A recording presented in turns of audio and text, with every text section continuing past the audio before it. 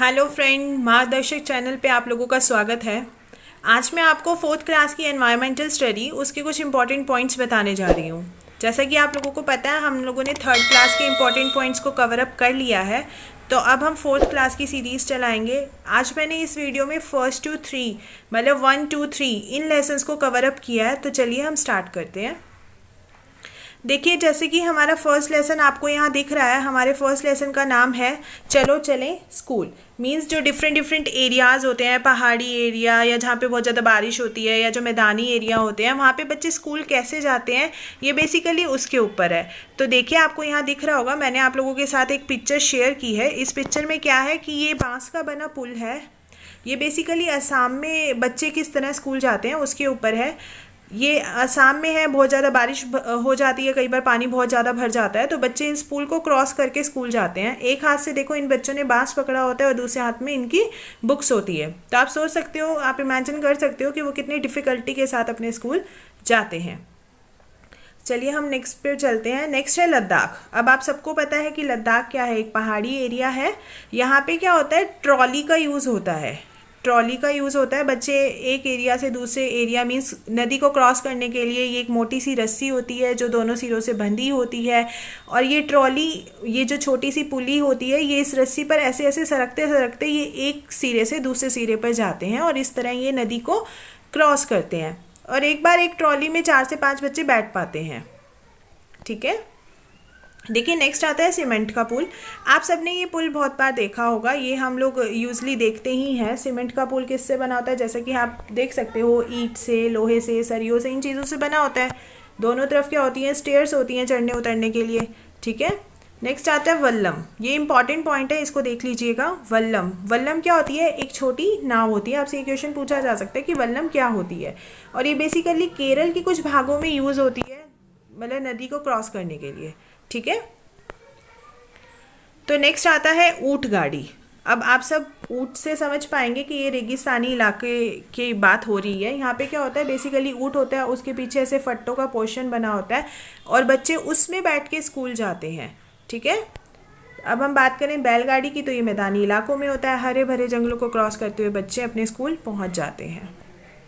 Next आता है जुगाड़। ये भी बहुत इंपॉर्टेंट है। जुगाड़ बेसिकली कहाँ मिलता है, गुजरात में मिलता है।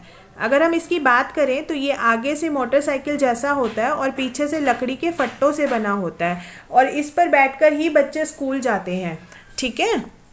नेक्स्ट आता है पहाड़ी क्षेत्रों। पहाड़ी क्षेत्रों में बच्चे बर्फ़ पर चलकर स्कूल जाते हैं। अब देखो, अगर वो बर्फ़ क्या होती है, अगर वो बर्फ़ ताज़ी ताज़ी होती है तो पैर उसमें अच्छे से जम जाते हैं और बच्चे आगे मूव ऑन कर जाते हैं। अगर वो बर्फ़ काफ़ी दिनों की हो जाती है, तो बच्चे समटाइम्स उस पर फिसल भी जाते हैं। तो आप देख सकते हो कि कितनी प्रॉब्लम में मतलब वो लोग सफ़र करते हुए स्कूल पहुंचते हैं। तो देखिए, यहाँ तक तो था हमारा फर्स्ट चैप्टर। अब हम इसी बुक का सेकंड चैप्टर करते हैं, और सेकंड चैप्टर है कान कान में। ये टाइटल है इसका, कान कान में।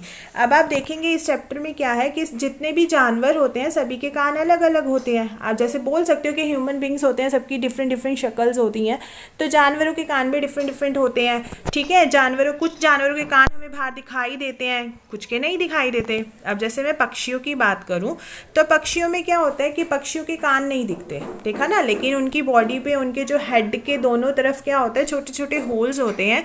यही होल्स से वो लोग सुन पाते हैं। ठीक है। नेक्स्ट मैं बात करूंगी छिपकली और मगरमच्छ की। ये क्या होता है कि छिपकली और मगरमच्छ के कान भी हम लोगों को नहीं दिखाई देते हैं।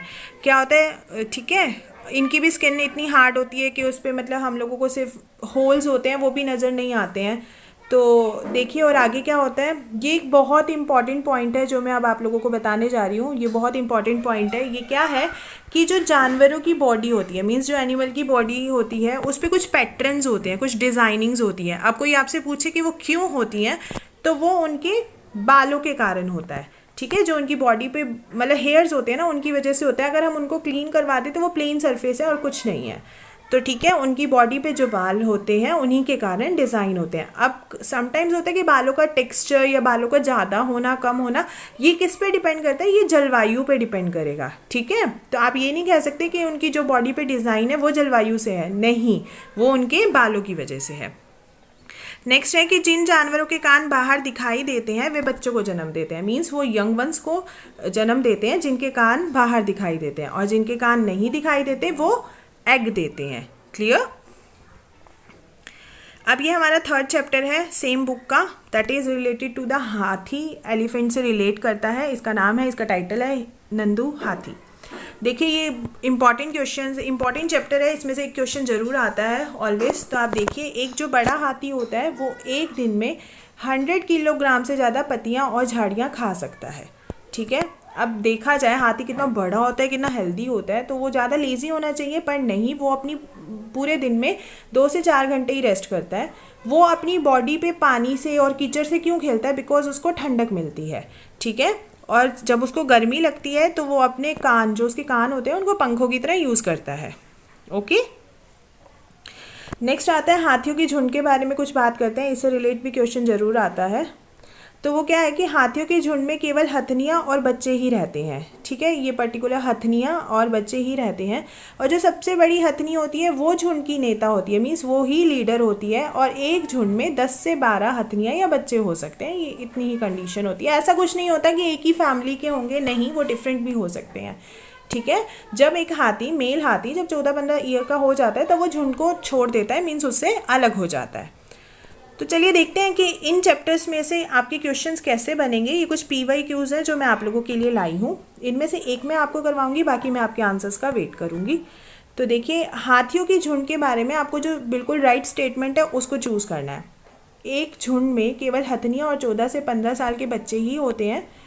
हाथियों के झुंड में एक ही परिवार के सदस्य होते हैं, और जो सबसे बुजुर्ग हथनी होती है, क्या वो ही नेता होती है? एक झुंड में हथनियों और बच्चों की संख्या कितनी भी हो सकती है। तो देखिए, ये क्वेश्चन मैं आप लोगों को बता देती हूँ, जैसे कि मैंने अभी अभी आप लोगों से डिस्कस किया है। ऐसी कोई कंडीशन नहीं होती कि एक ही फैमिली के हों, और ये कितनी भी मतलब नंबर्स में हो सकते हैं, ये नहीं है। ठीक है। तो मतलब राइट ऑप्शन कौन सा आता है? A और C। That is my third option is right. Okay. Okay, next question मैं ये फिर आप लोगों के लिए लाई हूँ। ये भी हमारा PYQ है कि हाथियों के विषय में कौन सी स्टेटमेंट राइट है। हाथियों के विषय में कौन सी स्टेटमेंट राइट है? ये आप देखो कि हाथी बहुत ज़्यादा भार होने के कारण ज़्यादा आराम करता है, क्या ये ठीक है? या 3 महीने के हाथी का जो वजन होता है वो 200 किलोग्राम होता है, क्या ये ठीक है? या वयस्क हाथी एक दिन में 200 किलोग्राम से ज़्यादा पत्तियां या झाड़ियां खाता है, क्या ये ठीक है? या फिर हाथी दिन में 8 से 10 घंटे सोता है, क्या ये ठीक है? तो इसका आंसर मैं चाहूँगी कि आप लोग मुझे कमेंट बॉक्स में करें, and then I reply you, और मैं आपके आंसर्स का वेट ज़रूर करूँगी। ठीक है। नेक्स्ट क्वेश्चन एक और है, ये भी इसी चैप्टर से, इसी सीरीज से रिलेट है। देखो ये क्या है, आपको राइट स्टेटमेंट चूज़ करना है कि जिन जानवरों के, जिन एनिमल्स के कान बाहर होते हैं और शरीर पे बाल होते हैं, क्या वो यंग वंस को बर्थ देते हैं? और जिन जानवरों के कान बाहर और शरीर पर बाल नहीं होते, क्या वो एग देते हैं? जिन जानवरों के कान बाहर और शरीर पर बाल नहीं होते, वो बच्चे देते हैं या यंग वंस मतलब को बर्थ देते हैं? जिन जानवरों के कान बाहर और शरीर पर बाल होते हैं वे अंडे देते हैं। तो देखो, आपको राइट स्टेटमेंट, राइट ऑप्शन को चूज़ करना है, and please I am waiting for your answer. आप आंसर ज़रूर करिएगा, और अगर आपको लगता है कि मेरी सीरीज़, मेरी ये वीडियो आप लोगों की किसी भी तरह हेल्प कर सकती है, तो प्लीज़ आप हमारे चैनल को सब्सक्राइब करना ना भूलें, शेयर करना ना भूलें, और लाइक ज़रूर करें। Thank you so much. हम लोग आप लोगों के सपोर्ट के लिए आप लोगों का बहुत ज़्यादा थैंक यू बोलते हैं। Thank you so much.